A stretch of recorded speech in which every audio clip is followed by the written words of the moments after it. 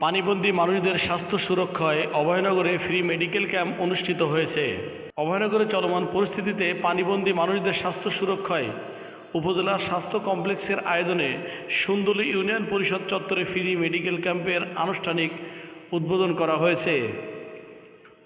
সুন্দলীর চল্লিশিয়া প্রেমবাগ পায়রা ইউনিয়নে প্রায় 5 লক্ষাধিক পানিবন্দী পরিবারের মধ্যে আশ্রয় কেন্দ্রে আশ্রিত 703 জনকেই স্বাস্থ্য সুরক্ষা সেবা আওতায় আনা হয়।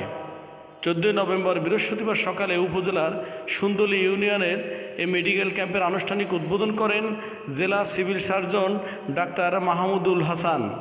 এ সময় বিশেষ অতিথি হিসেবে উপস্থিত ছিলেন অভয়নগর উপজেলা স্বাস্থ্য কমপ্লেক্সের টিএইচও ডাক্তার মোহাম্মদ মিজানুর রহমান, ডাক্তার মোহাম্মদ রেহনেওয়াজ।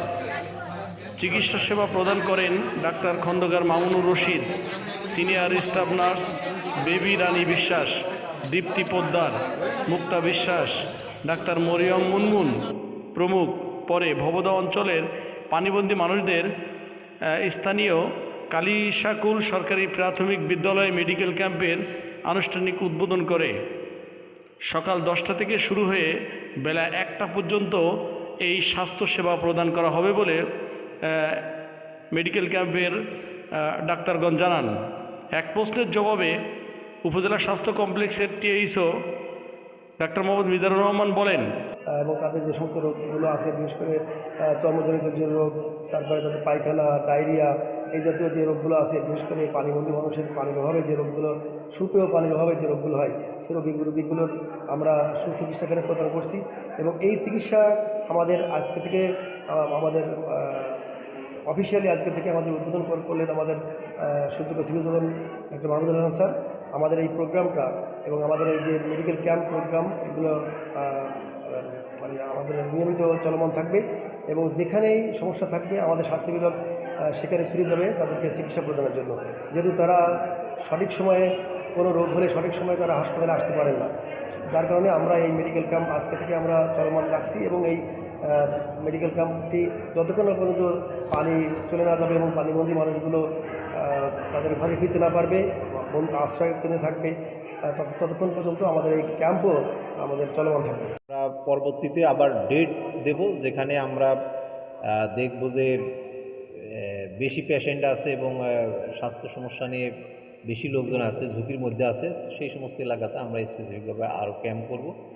আর অ্যাজ ইউজুয়াল আমাদের যে রুটিন আমি বললাম যে আমাদের কমিউনিটি ক্লিনিক, আমাদের ইউনিয়ন সাব সেন্টারগুলো এবং অন্যান্য স্বাস্থ্য প্রতিষ্ঠান, সেগুলোতে আমরা পর্যাপ্ত পরিমাণে আমাদের জনবল এবং ওষুধ আমরা বৃদ্ধি করছি যাতে ওনারা সেবা নিতে পারে। আর আমরা মাঝে মাঝেই মানে যেখানে বেশি ঝুঁকিপূর্ণ এলাকা, বেশি স্বাস্থ্যগত প্রবলেম আছে, সেইখানে আমরা ক্যাম্প করব।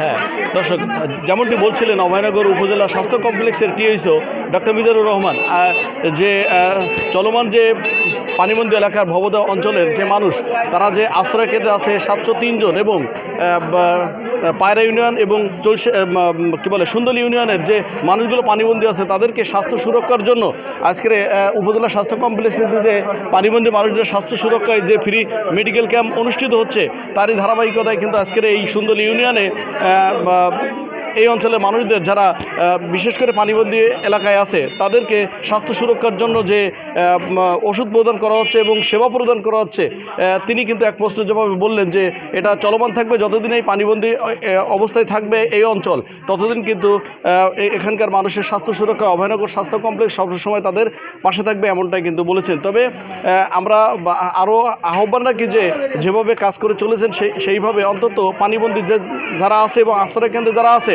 তাদের স্বাস্থ্য সুরক্ষা, চর্মরোগ সহ বিভিন্ন ধরনের যে স্বাস্থ্য ঝুঁকিতে আছে সেটা যেন দেখভাল করে তাদের পুঙ্খানুপুঙ্খ তাদের সেবার জন্য এগিয়ে আসুক অভয়নগর স্বাস্থ্য কমপ্লেক্সের, এমনটাই কিন্তু আমরা আশা করি।